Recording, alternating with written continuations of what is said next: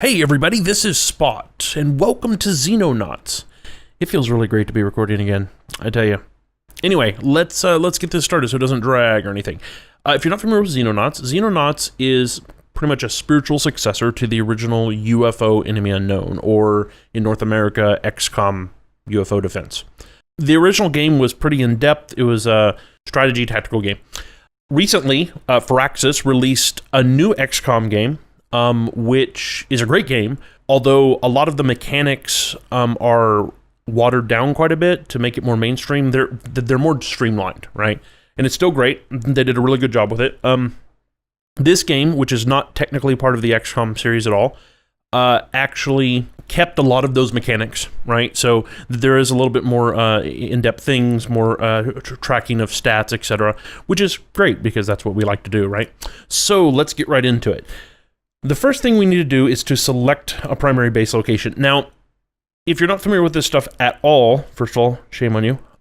Second of all, XCOM, or whatever you want to call this, we'll call it a strategic command, I guess, is a international group that is funded by almost every nation on the planet. I believe at the beginning it is every nation. You'll notice that whenever I hover over these, the region at the upper right shows our relations with them and their funding level. That's the amount of money they're giving to us for an alien invasion, to fight an alien invasion. So think of like Tom Clancy's Rainbow, but for aliens. So yeah. Now, the trick about this is that there's really no trick, but things to keep in mind are, you'll notice as I move my cursor around, there is the blue circle, right? That is the coverage for the radar in this installation. Now, since we're only going to have one base, one installation at the beginning, it really matters exactly where we put this because we're only going to be able to detect UFOs that are within our coverage area. Now, later on, we can actually expand this and we can build other bases, but for this first one, we need to, really put thought into where we're going to put it. Now, obviously, we want to be able to cover as much territory as possible, and this decision really comes down to money. So, as you would expect, the Soviet Union and North America, I believe, are the two largest funders. Yeah, North America is 448, Soviet Union is 468, almost 467, 469.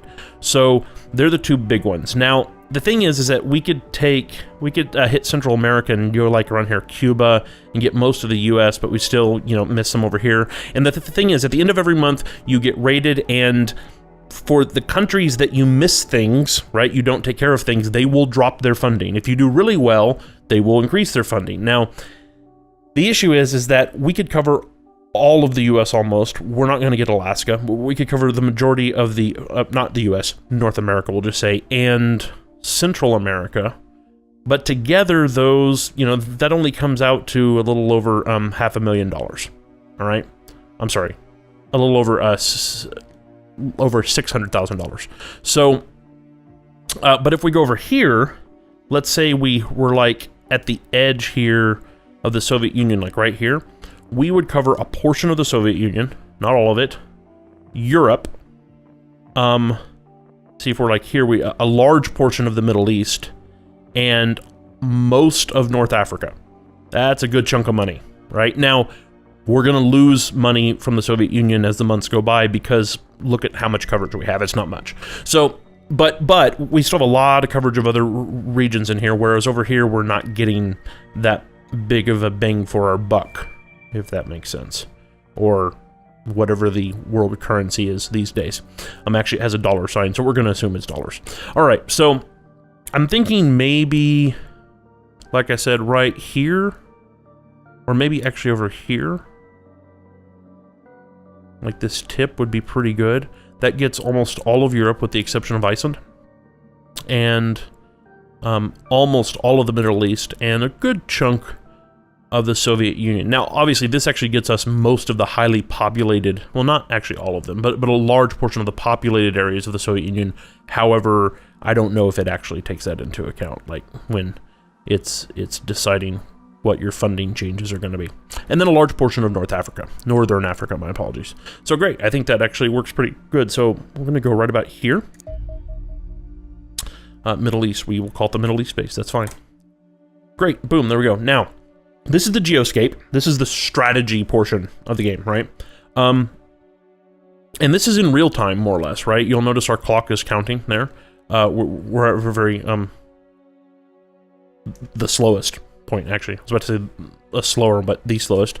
And you'll notice if I increase time a little, you actually see the day-night cycle right here. This matters if you have a ground mission, and when the ground mission starts, if it's at night in the day-night cycle, it's at night, and that impacts significantly your ground battle. So I'm gonna run through this stuff really quick. Okay, so this is our base management, so we can build other things here, which is really cool. Later on, when we create a new base, we'll start with just this area here. We'll have to build up around it. We have 4 hangars, 2 fighters, and 1, it's actually a chopper. That's where our troops go to land.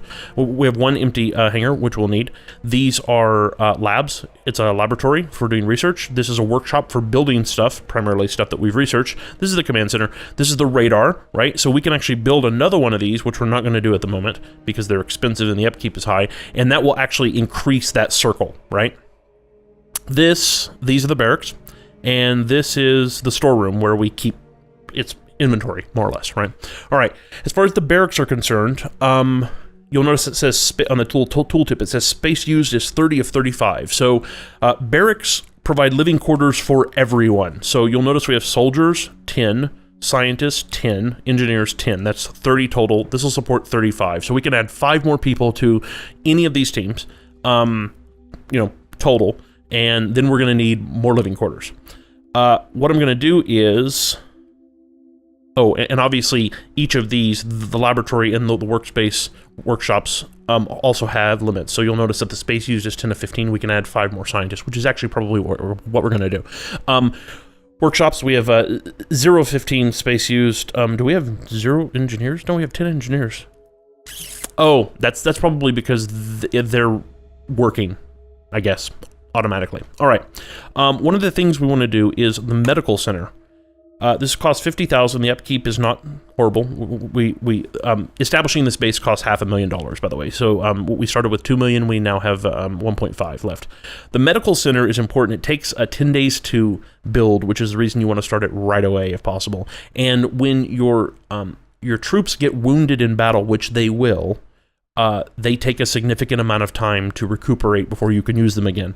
And they gain experience while they're in battle, so it makes them more valuable, so you want to get them back out in the field as fast as possible. Having a medical center halves the amount of time that they have to spend recuperating, or their recovery time. So that's actually really important. What I'm going to do is I'm going to probably put this right about... put it over here. You know what? We'll put it right here. Now... I haven't actually gotten this far in the game, but if I remember correctly, this layout matters because at some point when you start more or less annoying the aliens enough and causing them enough damage so your threat level goes up, they will come and invade one of your bases. And this matters. Like, you will literally be fighting on the ground with these layouts, and where they are in conjunction to each other will matter, and that's where you'll be fighting. So it does matter. I think I mentioned it matters, right? Did you get... Yeah, okay, right. I'm also going to put down a living quarters, which is going to cost us $50,000, and this is actually exactly the same as the medical center. This will add 35 more spaces for people, right? So we're going to put that down there, and I'm thinking if we want to put down another laboratory, it's more expensive, right? So 100,000 upkeep is 25. I think this is monthly. We're going to add 5 more scientists. And how long does this take to build? 10 days. So this takes... Yeah, see, so we're going to actually be able to hire more scientists. If we hire 5 more, we can actually hire more in 5 days. So you know what? We are going to start that because that's going to take 10 days. All right, great. So we're going to move on. Now, we're going to move on to research. Now, when we start out, we haven't actually done any missions. We haven't shot down any UFOs, so we don't have really anything to research. So the first thing that's being researched is alien invasion, and we have 10 scientists, so we have 10 of them on here. We can actually run multiple research projects at the same time and adjust the amount of scientists we have on it, which is really cool. The progress is currently at excellent, which I believe is the top You know, it's like that's the one you're at before you actually get the thing researched. It never actually gives you a day count because you really don't know. It's research, right? I actually like that. It should be that way. So when alien invasion gets done, we'll get access to other stuff, and as we find things in the field and on our missions, we'll get more access to other stuff as well. All right. We don't have anything to build at the moment, right? So this is our workshop, and we have 10 engineers, and they're not doing anything at the moment at the time at all. Oh, actually, over here, I'm going to come over here back to research. I'm going to do hire fire scientists. We're going to hire 5 more. It will take a while for them to get here. It is a very time thing. It's more of kind of the whole geoscape strategy side is almost more of a simulator, and that everything takes time. If you're moving things from base to base, it takes time. If you're hiring people, it takes time. You know, if the people are hurt, it takes time, which is great. That's exactly how I want it to be. All right, our soldiers, let's see here. These are stats that matter in battle, and I probably won't go over them at the moment just because it's better to see them in action. In fact, I'm not even going to change any of these right now, which anyone else who plays this game and is a strategy person is probably going, oh my god, you're not going to change it. No, I'm not going to change them right now. All right. We have nothing in the storeroom at the moment. This is where we can actually edit loadouts for people individually. Like this is our Charlie company. I assume it's a company, squad, whatever we're calling it. Anyway, so these are the ones where when we send the chopper, the one in the background there, out to a ground mission, these are the people that'll go. Okay, right? Assault, sniper, blah blah blah. Mainly what these not ranks, but what these roles attain to, more or less, is their loadout. So you can change it to default loadout. When you set someone to something, they're going to get the default loadout. Actually, I want to change the default loadout for almost everyone here, and it'll take a minute, so I'll be right back. All right, so what I've done here is I have, I like to put in another pack of ammunition. I don't really use flashbangs that much. Maybe I should. Anyway, I put a smoke grenade on everyone except the sniper, and I added another fragmentation grenade to everyone, right? So assault both have extra ammo, 2 frags, 1 smoke. The riflemen all have extra ammo, 1 smoke, 2 frags, bump thing. I actually, after you change these, you can go up here to like thing, you can say set equipment as default, and that's the default for that role. So a rifleman, which is very, very valuable, right? And then heavy weapons, I gave 2 fragmentation grenades to. That was really about it. Actually, I wonder if we should give them another... No? Ah, yeah, see, that's a problem. See how it says carried weight? We're above his weight, which is not a good idea. We're going to remove that. This is the time units after weight penalties, right? So you can give somebody more weight, but they'll lose time penalties. I mean, they'll lose time units, which time units are used for everything on the ground. Like even turning, you know, to face a different direction uses time units. So you want to be really careful with these. Right, so that's great. We have no vehicles at the time. Right now, we have our 2 interceptors, right? They both have Sidewinder missiles and autocannon on them.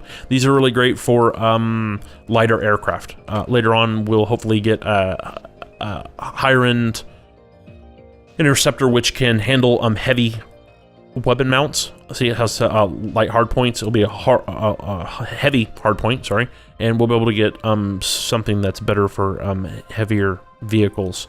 Our dropship is this guy right here. I mean, you can't see the top, but this is where rotors would go, right? So this is like a Chinook, more or less. All right. What I like on here is I like to put ballistic rifles. The back of this opens down like a ramp, okay? And you don't know what's around when you land, so that's the thing. These are open as well. So I like to put a rifleman here and a rifleman here. Okay, so they can turn and look out these. Good for coverage.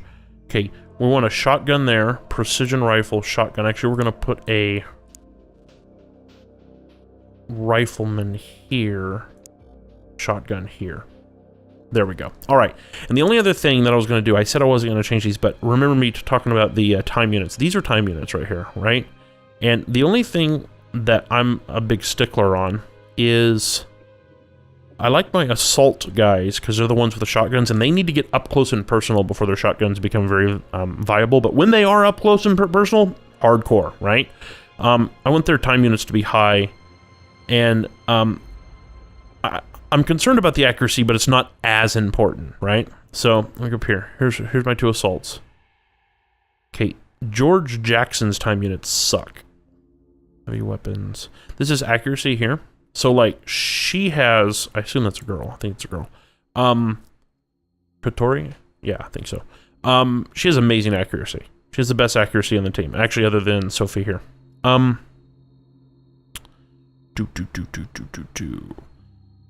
accuracy is almost wasted. I mean, it's fine. It's just not amazing. What I'm going to do... heavy weapons... I would almost rather her have better heavy weapons, but yeah, you know, oh yeah, she doesn't have the same amount of strength, so she might have problems carrying that. Alright, just so you know, these are time units, hit points, strength, accuracy, bravery, which does impact, they'll start to freak out if they don't have very high bravery. I don't know what this is. I need to find out what this is. Because I have a lot of somewhat high levels here. I'm not sure what that is. I'm gonna have to go look. Anyway, so this got Sarah Foster. It's got high TUs. In fact, not amazing accuracy, but again, up close and personal. That's the whole thing. Yeah. You know what? Let's put Sarah. We're gonna change Sarah to a. Can I change her here? No? Really? I can't change her here? That's odd. Okay, so yeah, we're gonna swap Sarah with George. We're here. Sarah, you are now an assault. Thank you. And George, you are now rifleman. What are the others down here? Rocketeer and shield. Interesting. Okay, rifleman. There we go. So we're going to switch those because I like my two assaults to have, like, mucho time units so they can run up and just, like, shoot somebody in the face. It's quite fun. All right. Dropships. Did any of these move? In fact, yeah, they did move because I switched them. Because this layout is based on roll, not on actual person. So what I need to do... Okay, I'm going to move this guy. I'm going to move the shotgun up here. Ballistic rifle. Move shotgun up here again. And we have a precision rifle there, which is our sniper. Alright, and the machine gun is behind. Awesome! Okay, that's what we want. Great. Now... Oh. No. Oh, that was just a thing. Okay, right. So we have everything set, and now we just have to wait on stuff to happen, so I'm going to... Oh, we found a UFO already. Where is it? Right there? Okay. So we're going to... What is it? It's a small. It's an escort. Yeah, this is going to be an easy one. We're going to send both of our condors out here. And it's close enough that... There we go. Now, this game also has a dogfighting mechanic, which actually wasn't in the original game. They added it, and it's actually kind of cool. I'm not going to do it right now, just because I find it to be somewhat of a waste of time, especially on these smaller craft, because, like, look, auto-resolve, 100% victory. You know what? I'm not even going to mess with it at the moment. On the bigger stuff, when we get later, it's going to matter, and that's when we'll mess with it more. All right, so I'm going to auto-resolve here. Yeah, see? Health 100% on both of my condors. No problem. All right, and we're going to return to base. Now, did we get a crash site out of that? We did get a crash site out of that. Okay, so we're going to go towards this crash site. We can do an airstrike for a 15,000. I've never actually done this. I don't know what it does exactly, but I assume it blows up a lot of stuff. And what we want to do is we want to go and bring stuff back. So it's a small, right? The terrain is farm. All right. So we're going to send the interceptor. We're going to send Charlie. Launch. See, I'll zoom in here. Okay. And of course, this is all real time, right? So it's very possible on the way here we will have another UFO detection pop up at some point. But maybe not. There's been games when I went, you know, honestly, like in-game, like 5 days without a UFO detection at all at the very beginning. This may be the fastest one I've gotten. All right, so we're going to engage here and move on. And here we are. This briefing just more or less tells us that we're on a crash site. Our goal is to secure the UFO, and we can do that by slaughtering every alien on the map, or we can do that by putting someone in the UFO, and I believe holding it. I believe it's 5 turns. Holding it for at least 1 soldier with 5 turns. Yes. So you can pause and read this if you would like. I'm gonna move on. All right. Now, we know nothing about this. Now, one of the things that we do know kind of, right, is that this right here is probably the end of this map, which is fun, kind of. good in a way. I like to know where the boundaries are. That's great. Unfortunately, when we come out, we're going to have to go around, kind of, and there's not a lot of cover here. There is this, but we don't know what's around here. The first thing we can do is I'm going to click this guy, and I'm going to right-click here, which is going to turn him. It's going to cause him to turn, just turn to the left. And you'll notice that right now he has 45 time units, and when I turn him, he just burned 2 of them. That's how specific this game is. Same thing with this guy. I'm going to look over here. There we go. The fact that he can see this means that we are more or less at the corner of the map, which is actually kind of cool. At least I know that this part here is pretty safe. That doesn't mean there's not an alien right there, for example, but we'll make this work. Okay, so what I'm going to do is I'm going to put this guy... Now, I'm going to left-click here. You'll notice it says 40 on the ground. What that means is that you'll notice down here, he has 43 time units left. When I'm done with this move, he'll have 40 left, okay? Now, it takes 3 for him to crouch. So I want to make sure that he definitely has at least 3, but I would like to keep him, let him have enough to fire. And right here, a snap fire will take 13, but a full fire will take 18. By the way, this right here, I can change this and it will actually stop me. For instance, if I want to make sure I can fire after I move, I can do this, and you'll notice that there's this orange, and it won't let me do that because this is the last place he can move and still fire. I will turn that off. I don't like to mess with it. I like to keep track of it myself. But he requires 18 to fire. So what I actually want, and I want him to be able to crouch, so that's actually 21. I need to make sure he has 21. But at the moment, I'm just looking around. So I'm going to go here. All right, this is good. There's a wall here. So at least he's probably not going to get shot from this side. In fact, considering that, I'm going to turn around here just to make sure. Okay, then I'm going to turn back around. And I'm going to crouch him. Okay, good. Next thing is, I'm going to take Joshua White out here. Oh, he's a sergeant. Move him out here. Oh, wow, that was fast. Okay, you see this little icon right here? You'll notice he stopped. He didn't go all the way. That's because when he got here, he saw an alien.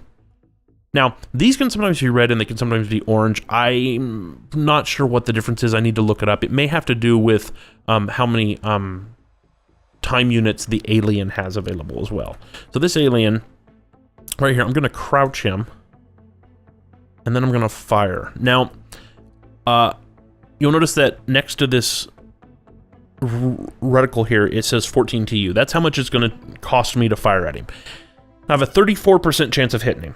Now, if I right-click, you'll notice that there's a little thing that goes in, and now it's cost me 19 TU, but I have a 60% chance of hitting him, okay? I can do it again. That's going to cost me 26 TU, and I have a 95% chance of hitting him. Now, I know from experience that the rounds on this rifle, it's probably an M16 or something, I don't know. M1, I don't know. And I'm sure there's a ballistics person out there that's going, oh my god, that's a blah, blah, blah, and you should know immediately. Yeah, I know. Will not kill him on the first hit. I mean, honestly, in all the time I've played, which, honestly, to be fair, total is about 4 or 5 hours, I've only ever had a shot take down one of these particular aliens on the first shot one time. And my issue here is that I don't want to leave him there, and he has to turn around, so that would cost 26. Then to get out of there, he would have to stand up. So, like, after 26, he'd have 10 left. He'd have to stand up, and that would be... Yeah, actually, he can probably get out of firing range. So I'm going to fire this. Okay. Oh, yes, he has a chance to respond, by the way, which he did, and he missed, thankfully. Now, I'm going to uncrouch this guy, right? And notice he's down to 7. Turn him around. Now he's down to 4, and go here. That's what I wanted. All right. I can't crouch him. Probably a bad thing, but you know what? We'll live. Now, this guy, I'm actually going to turn him here. And then here. This way. Okay. Oh, yes. Yes, I understand. Here. This is one of the reasons why I wanted this guy, I'm sorry, this girl, sorry, Sarah, to have high amounts of time units so that they can move a lot. Now, crouching, by the way, makes your signature smaller, so you're more difficult to hit, and it also increases your accuracy, which is cool. Now, again, this is... She's got a shotgun, so she's not going to do anything here. I mean, like, even, like, at her most 9%, not going to happen. Actually, taking that into consideration, I should have probably moved here. But I've already crouched, so that would burn 6 points. Which I don't necessarily want to do. However, assuming that there's nobody over here, which is probably worth risking, I can actually take my precision guy here. Drop him. There we go. Now, can you hit this guy? Yeah, see, he's a sniper, so that's going to take 22, and he's got a 50% chance of hitting him. Or is that a her? I'm sorry, Sophie, I keep doing that wrong.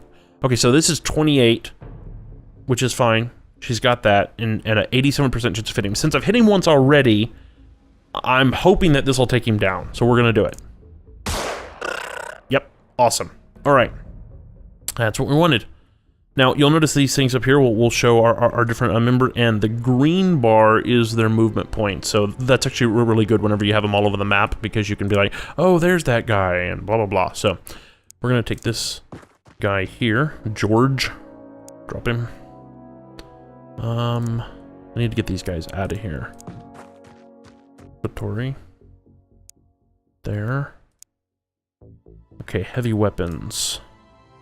And Tobus. This is actually a bit further than I'm... Oh, wait.